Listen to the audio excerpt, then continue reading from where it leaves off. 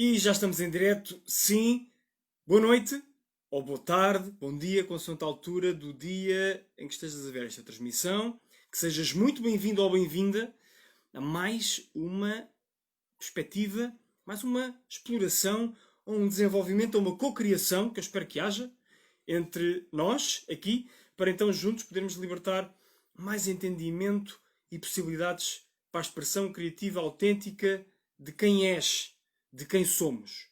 E portanto, seja na tua vida profissional, seja na tua vida pessoal, nas várias áreas, temas, desafios, o que se pretende aqui é então que possamos cada vez mais entender o que é que nos ajuda a ir mais além, o que é que nos ajuda a sermos mais de quem já somos. A trazermos cá para fora então isso, esse extra único que só nós podemos trazer, seja onde seja e como seja. E hoje, como podes ver aqui pelo título e pela frase de apoio, vamos falar sobre amor. E o título é O Banquete. E eu pergunto se tens alguma noção, assim, à partida, a priori, do que é que este título te pode sugerir. Queres deixar aqui nos comentários o que é que te sugere este título do Banquete? Bom, imagina, antes de irmos diretamente à resposta, até para te dar tempo para perceber se de facto tens alguma ideia que queiras partilhar e que possamos usar então aqui para construir esta transmissão. O que é que será que a expressão banquete ou a frase o banquete nos pode ajudar a entender sobre a expressão criativa autêntica? De quem somos? Essa definição de propósito de vida que nos tem acompanhado já ao longo de 116 transmissões. Esta é a transmissão número 116. Vê só. Portanto, a pergunta que eu começo por te fazer é esta. Imagina que vais para um jantar. És convidado para ir para um jantar e te dizem, ok, aparece, é muito bem-vindo, muito bem. E eu aqui vou fazer aqui uns pequenos retoques face à história que depois quero partilhar contigo. Mas então começo por fazer-te esta pergunta. Convidam-te e dizem, ok, vem, traz o que quiseres, nós não precisamos de nada, mas podes trazer o que tu quiseres. Queres trazer as bebidas, queres trazer sobremesa, se queres trazer um prato que tu queiras comer, que faça sentido partilhares com todos nós. Vem e traz aquilo que tu quiseres. Pode ser uma garrafa de bom vinho, pode ser o que tu quiseres, então trazer para partilharmos todos à mesa, para todos jantarmos, para todos desfrutarmos. Mas só há uma condição, diz-te o teu convidado. Só há uma condição, e a condição é: vais ter de fazer um elogio ao tema do jantar. E o tema do jantar é o amor. O amor é o tema do jantar, e então, tu para ires ao jantar, a única coisa que tens de fazer é preparar-te para fazer um elogio. E tu na altura respondes, ok, pode ser, está bem, eu vou fazer então esse elogio também ao amor. Se todos têm de fazer esse elogio, então eu vou fazer esse elogio ao amor. E então ficavas a pensar como é que tu podias fazer um bom elogio ao amor. Certo? Ok, e este é um cenário. Agora imagina que ias ao jantar e não sabias do que é que ia acontecer, mas no momento para te entreteres, para se entreterem todos os convidas, não é? O convidado ou o anfitrião ou de uma das outras pessoas lá presentes contigo propunha, pá, vamos todos falar depois do jantar e vamos fazer um elogio a um tema. Aí se calhar o caso podia ser de figura, porque vamos imaginar que não ficavas constrangido em ir ao jantar, logo para começar, e então o que podia acontecer era que tivesses, e tal. Se fosse na nossa sociedade hoje em dia, poderia haver, para a grande maioria de nós, uma retração e dizer, epá, não me apetece falar, isso não é para mim, mas, no contexto que eu vou aqui partilhar, isto era prática corrente e era tido como normal. E, portanto, o banquete, se não te ocorreu, o banquete refere-se à famosa obra de Platão com este nome, em que basicamente é isto. É uma obra que retrata um jantar no qual cada um dos convivas, incluindo Sócrates, o grande filósofo antigo da Grécia Antiga, teve de fazer um elogio ao amor. Mas é um tipo de amor muito específico. porque, e falámos em transmissões anteriores, mas podes não ter visto ou podes não ter estado presente, os gregos tinham vários tipos de amor e usavam a palavras diferentes para vários tipos de amor. E portanto, aqui no jantar, o tipo de amor que estava a ser elogiado pelos vários convivas, e houveram 8 discursos ou 7 discursos sobre o amor, com todos os tipos diferentes de estilo, uns mais retóricos, uns mais sistematizados, outros mais livres.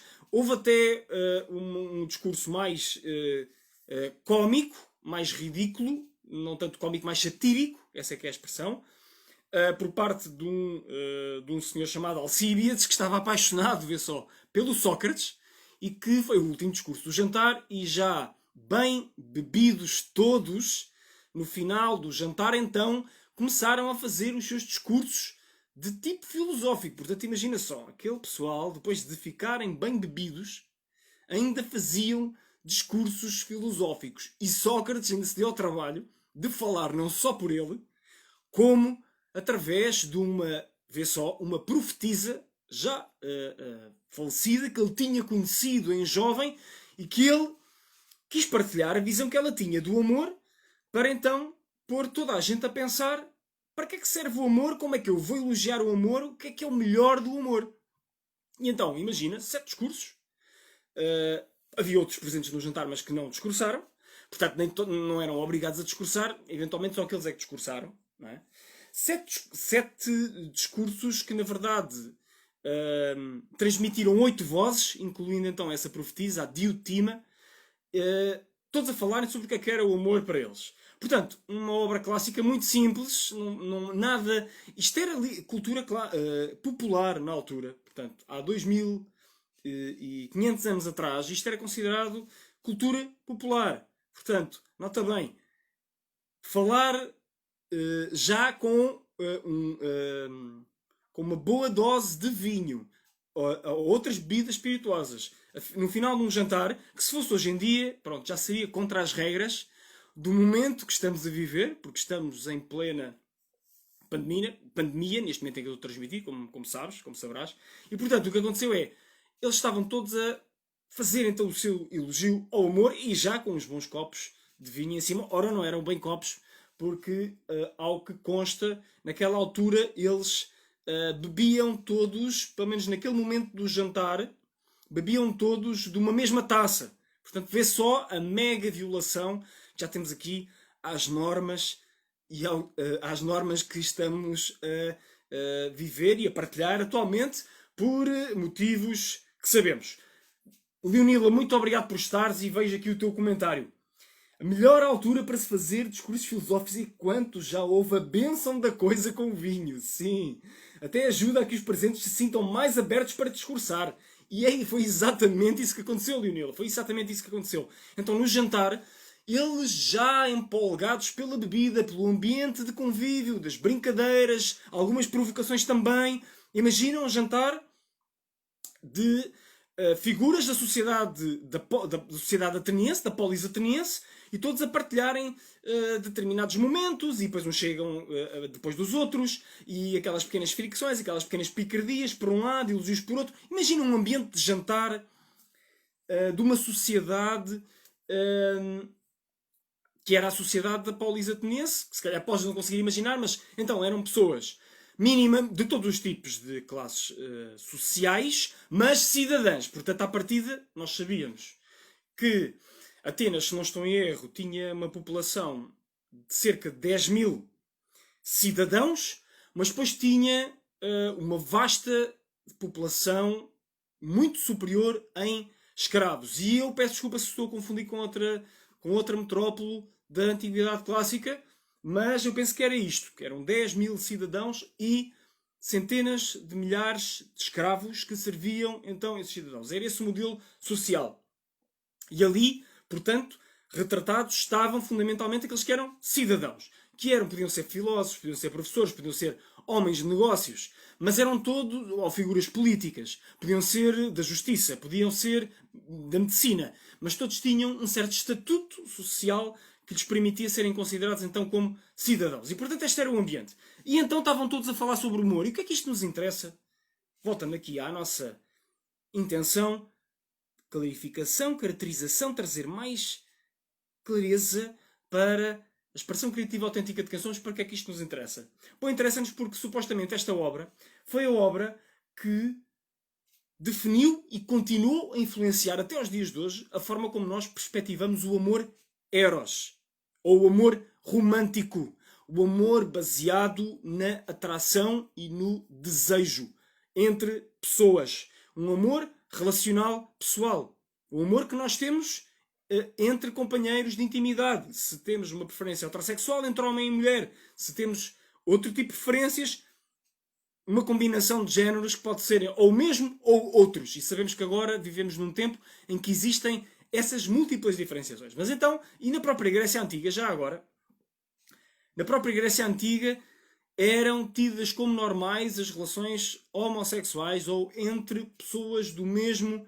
género, e naquele contexto o diálogo está carregado dessas menções. E está carregado até de outras menções bem mais chocantes para os nossos dias, para o nosso tempo. Pode ser muito útil para nós entendermos o valor da perspectiva, para perceber como, num texto clássico como este, é defendida, é verdade, é defendida por um dos discursantes sobre o humor, o conceito de pederastia. E, para não desenvolvermos, para não entrarmos por aí, só recomendo, se quiseres saber, se não souberes o que é que a palavra quer dizer, podes fazer uma busca no motor de busca da tua preferência e vais descobrir o que é que quer dizer. Portanto, nota só quão a perspectiva, em função do contexto, em função da cultura, em função da sociabilização, nos pode levar para territórios que décadas, centenas ou milhares de anos mais tarde são completamente impraticáveis e são completamente fora das concepções daquilo que é socialmente aceite. Ao mesmo tempo que também pode ajudar a entender aquilo que sempre se fez às portas fechadas até aos dias de hoje, mesmo aquilo que é socialmente tido como mais perverso, e agora, no tempo em que estamos a viver, começa a conhecer um arejamento, se quiseres, começa a vir à tona, a ter a luz do dia a incidir sobre esses temas, para então poderem ser resolvidos. Mas então, tínhamos ali várias visões diferenciadas sobre o amor eros. E eu fui ler este banquete agora, reler, já o tinha lido há uns anos atrás, fui relê-lo agora com olhos propositados. Porquê? Porque recebi uma informação de uma pessoa por quem tenho muita estima, muito afeto, e fui investigar os fundamentos da mensagem que estava ali por trás a ser transmitida, que esta pessoa partilhou comigo. E um dos fundamentos que estava ali a ser trabalhado era o fundamento em torno do conceito de almas gêmeas ou chamas gêmeas. E eu já falei aqui algumas vezes sobre este conceito. É um conceito que umas vezes é diferenciado, são diferenciadas as almas gêmeas das chamas gêmeas, e outras vezes é indistinto, certo? Aqui vamos tomá-lo então na ótica das chamas gêmeas, e que basicamente foi nesta obra, no banquete de Platão, que um dos convidados, Aristófanes, apresentou uma teoria da evolução humana em que então nós, inicialmente, éramos seres. Havia três tipos de género humano. Havia o género masculino, havia o género feminino, havia o género hermafrodita. Sim. E a humanidade nessa altura terá então, de acordo com a narrativa mitológica que é apresentada aqui no banquete, desafiou os deuses. E ao desafiar os deuses, queríamos, como aparece lá, subir ao local onde estavam os deuses e conquistar então esse território. Claro que estamos a falar mitologicamente, e depois podemos interpretar o que é que isto significa em termos mais específicos destas voltas da narrativa, mas eu não quero ir por aí agora, quero apenas clarificar aqui o conceito de chamas gêmeas, porque é um conceito que eu considero muito importante para propósito, nomeadamente na ótica dos relacionamentos propositados, porque então o que as chamas gêmeas nos dizem é que são almas que provieram da mesma centelha divina do Espírito, que foi cindida em dois, então foram almas, uma alma só, que se transformou em dois, que continha a tal mesma centelha divina específica, naquilo que na teosofia se chamaria a mônada, isto já é a interpretação minha, e então, nesse momento da história da humanidade, Zeus decidiu, vamos partir os humanos ao meio e vamos dividi-los e para reduzirmos o seu poder, porque eles estão imensamente poderosos e se não os fizermos eles vão nos derrubar. E assim fez. E então o que aconteceu a partir desse momento é que, diz a narrativa, o ser humano passou em busca da outra contraparte de si, da qual foi separado, e que essa outra contraparte de si, da qual foi separado, é então a sua cara metade, então a alma gêmea de sua,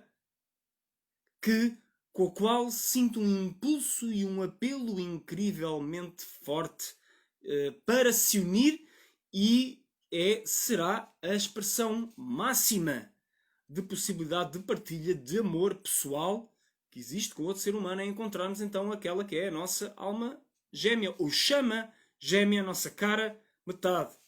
E então era esta a teoria da mutação da alma humana, em que então houve forças que fizeram com que se dividisse essa alma em duas partes. E então nós, de acordo com a narrativa romântica que chegou até aos nossos dias, continuamos à procura da nossa cara metade. Então essa cara metade, qual é o valor que isto teria para propósito? O valor que isto teria para propósito é que, à partida, o molde é o mesmo, a origem é a mesma, e portanto, no culminar, o propósito também será, em ideal, em teoria, o mesmo.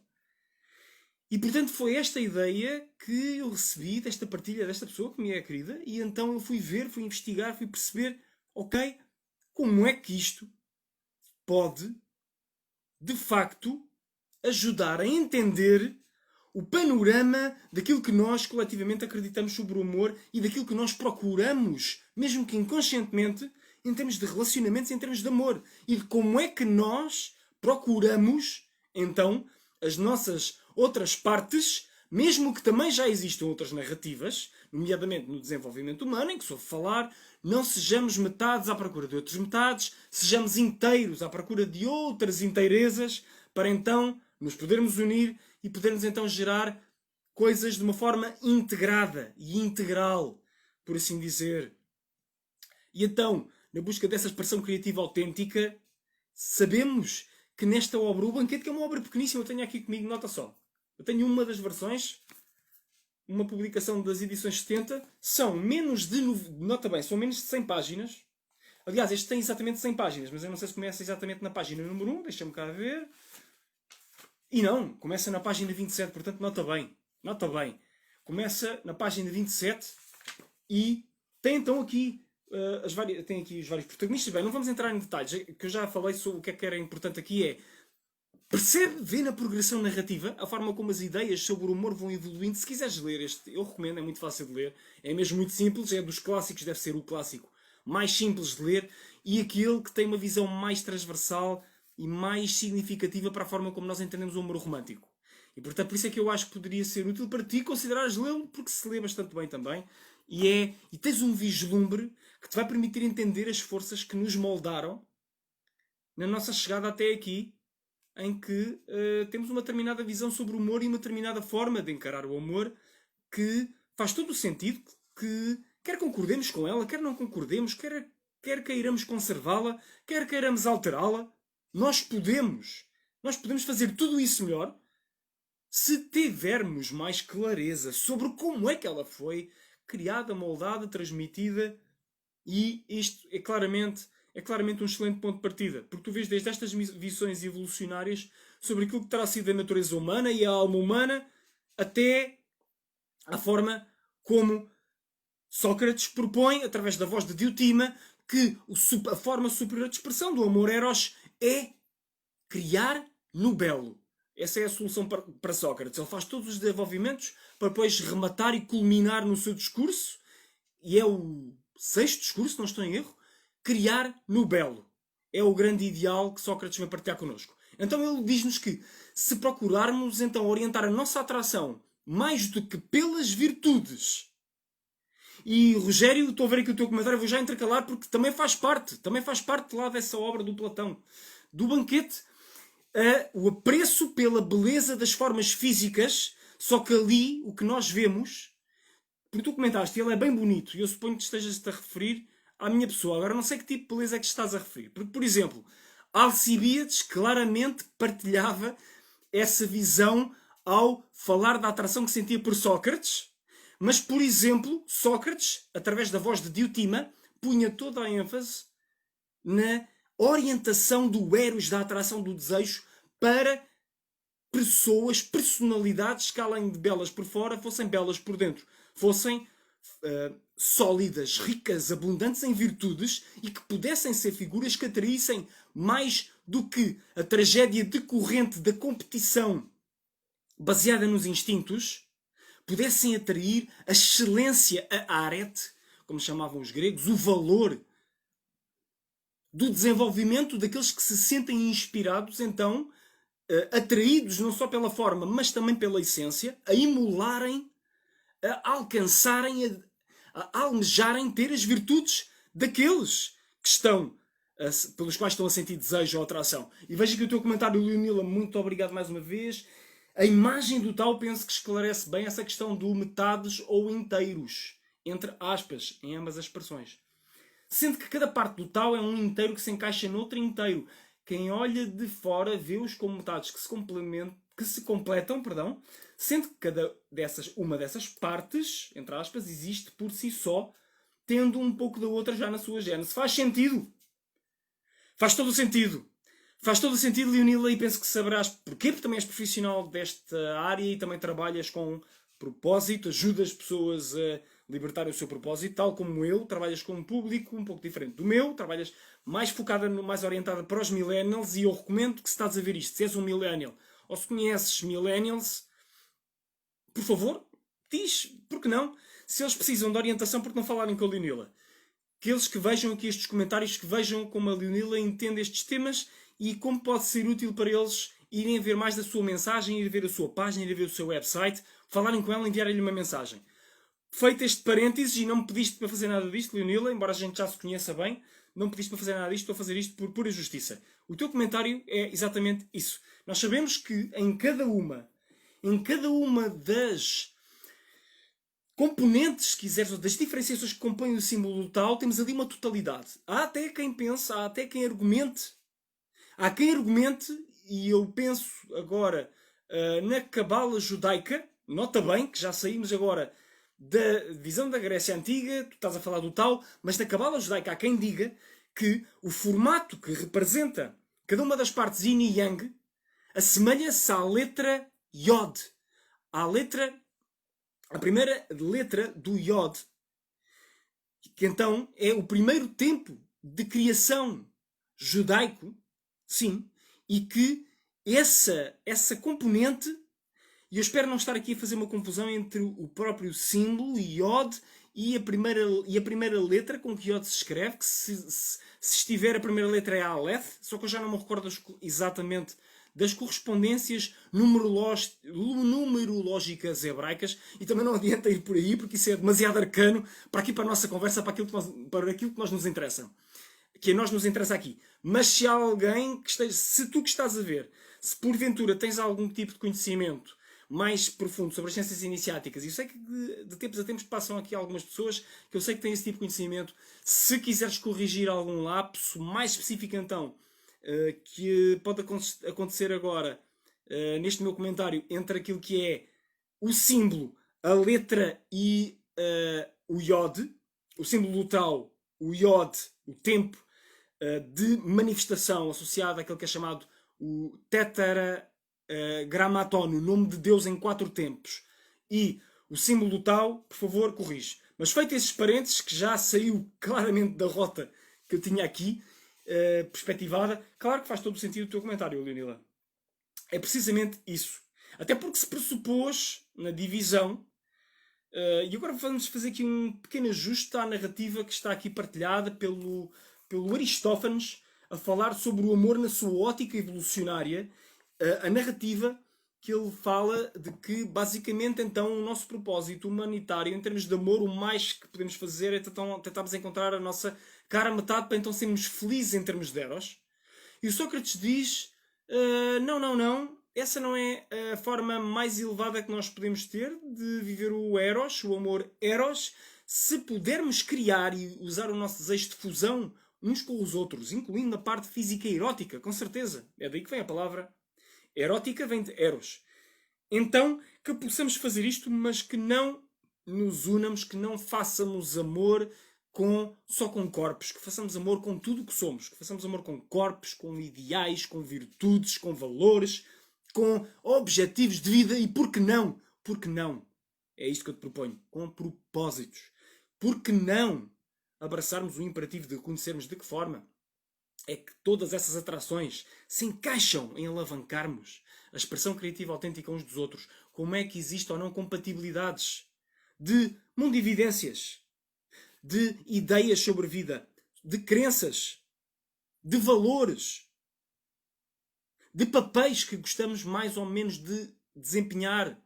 Existem essas complementaridades? Então, e de gostos e de interesses? Aceitamos os gostos e os interesses das contrapartes em quem nos pretendemos associar? Fazemos o trabalho de casa de tentar perspectivar como é que podemos gerar harmonias sem nos anularmos uns aos outros, sem haverem cedências fundamentais e essenciais, sem haverem vencedores e vencidos, para que também neste território possa ser verdadeiramente win-win. Então, e a nossa expressão daquilo que queremos, ela é clara, explícita e deliberada para todos termos, entre aspas, as cartas em cima da mesa e sabermos com o que é que podemos contar uns nos outros, sem medo de sermos rejeitados ou indo além desse medo de sermos rejeitados, de não sermos desejados, de não sermos apreciados. Se quantos mais de nós fizermos este tipo de escolhas, muito mais fácil se vai tornando para todos que o façamos. Se criarmos culturas nas nossas famílias, nas nossas organizações, claro, nos nossos relacionamentos, para começar, que é esta ótica que estamos aqui a desenvolver, baseadas então nessa globalidade dos fatores de atração. Hoje em dia já se fala nos sapiosexuals e na sapiosexualidade, que é precisamente a atração e o desejo erótico alavancado pelos atributos. Neste caso, o conceito é em termos dos atributos cognitivos, da inteligência, mas também podemos alavancar isso em termos de toda uma maneira de estar e de ser. Em termos da tal triplicidade, de uma forma muito simples, do tal ser, fazer e ter. Mas agora, nós podemos dar-nos ao trabalho de facto, irmos além da superfície, irmos além das manifestações mais ou menos superficiais e mais ou menos confortáveis de nos envolvermos uns com os outros e com as outras, dependendo das preferências, e então irmos até onde precisamos de ir para aconteça o que acontecer. Nós não podemos controlar muitas das vezes os caprichos, por assim dizer, das nossas atrações e dos nossos desejos. Nós não sabemos o que é que vai na nossa máquina subconsciente. Vamos aprendendo ao longo da vida. É uma convocatória. É uma convocatória que a vida nos faz. É que a gente aprenda com ela. E podemos aprender pela luz ou pela cruz, como eu gosto de dizer. Aprender pela luz é aprender pela clareza. É aprender pelo entendimento, pelo bom senso. Ou aprender pela cruz, que então é quando temos uma certa resistência ou incapacidade de aceder a perspectivas de clareza que nos faça fazer as coisas bem feitas. Então o que acontece é que aprendemos pela dor, aprendemos pelo sofrimento, aprendemos pelas dificuldades, pelas contrariedades, pelos reveses. E aparentemente nós, seres humanos, por mais evoluídos que sejamos, por mais desenvolvidos que sejamos, precisamos de alguma dose de desafio para continuarmos a crescer, para continuarmos a libertar mais dos nossos poderes, das nossas forças, e isso é tão, tão, tão importante nos relacionamentos, na minha opinião. Como é que lidamos com o conflito? Como é que lidamos com prioridades que podem ser divergentes? Muitas das vezes até opostas, em termos daquilo que são as inclinações de uma pessoa ou da outra.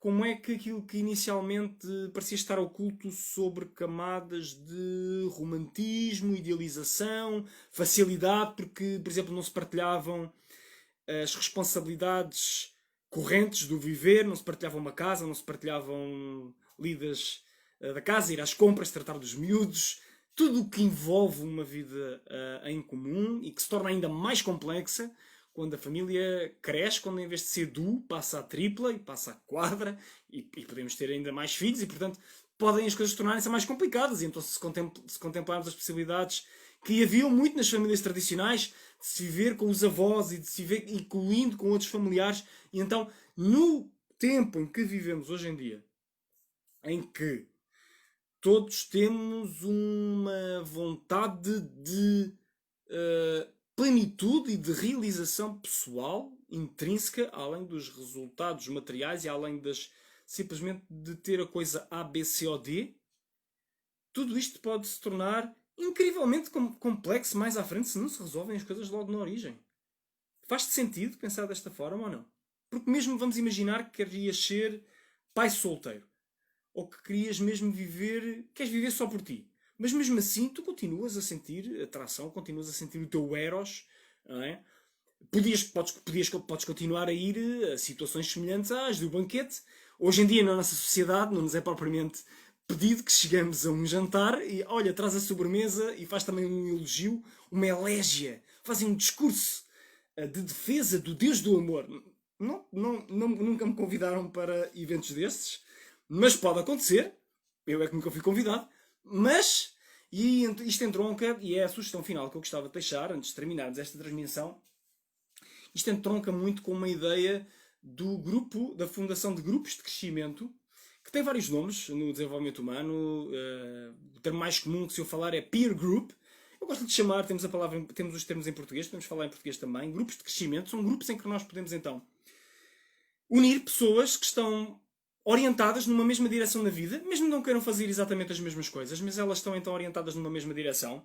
Elas querem crescer, elas querem ajudar-se umas às outras nisso, elas querem fazer muito mais do que simplesmente partilhar os externals ou as partes externas da experiência, do que simplesmente comer, beber, partilhar o que aconteceu na semana. Querem ir um pouco além, ou bastante além, e querem continuar a evoluir e a crescer ao longo da sua vida e, portanto, por isso acham útil ir partilhando as suas inquietações, os seus anseios, as suas dúvidas, também as suas metas, os seus objetivos e desafiarem-se, tanto quanto apoiarem-se uns aos outros ao fazê-lo. Uma perspectiva muito boa em termos de relacionamentos que eu li há muito pouco tempo é a do livro Aliança Espiritual, do autor Gary Zukav. Eu consigo alcançar o livro.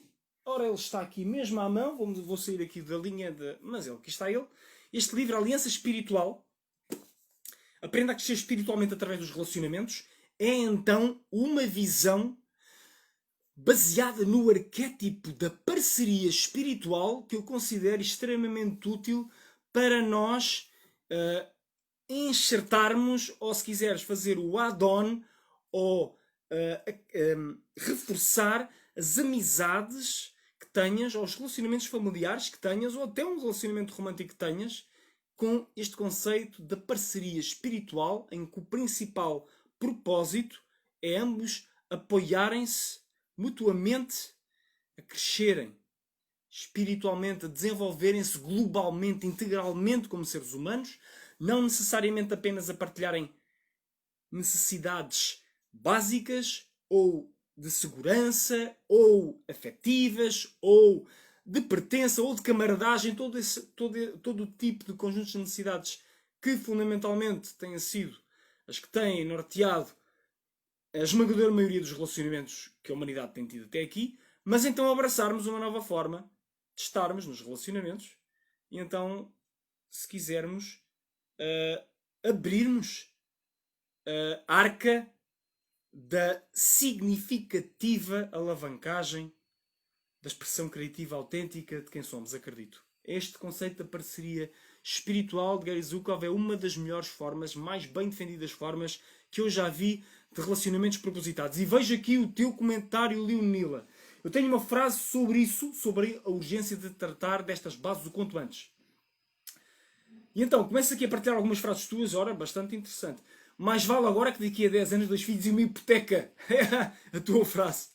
Depois no final agora tens de ir muito bem. Leonila concorda em pleno com esta questão do mais vale agora que daqui a 10 anos 2 filhos e uma hipoteca. Sim, é antes, é na gênese. É quando começamos a sentir atração uns pelos outros que devemos, de facto, validar as bases dessa atração, perceber onde é que isto vai nos levar ou pode nos levar, como é que é a maneira de ambos e cada um pensarmos, como é que é a sintonia e a química que daqui resulta.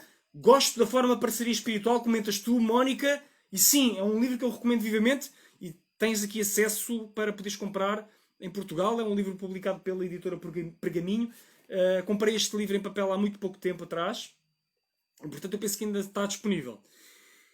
E este trabalho fundacional de, então, ok, mesmo partindo de todas as condicionantes, de todas as sociabilizações que já vêm de há milhares de anos e que estão aqui de uma forma mestre, sintetizadas neste livro, que é o Banquete, e um outro rol de coisas incrivelmente interessantes sobre a forma como nós perspectivamos na nossa sociedade todo o tipo de relacionamentos, incluindo os relacionamentos sociais. É uma obra-prima incrível. De facto, não é à toa que Platão é o que é e é considerado o pai da filosofia moderna. Há quem diga que a filosofia moderna é Platão e umas alíneas.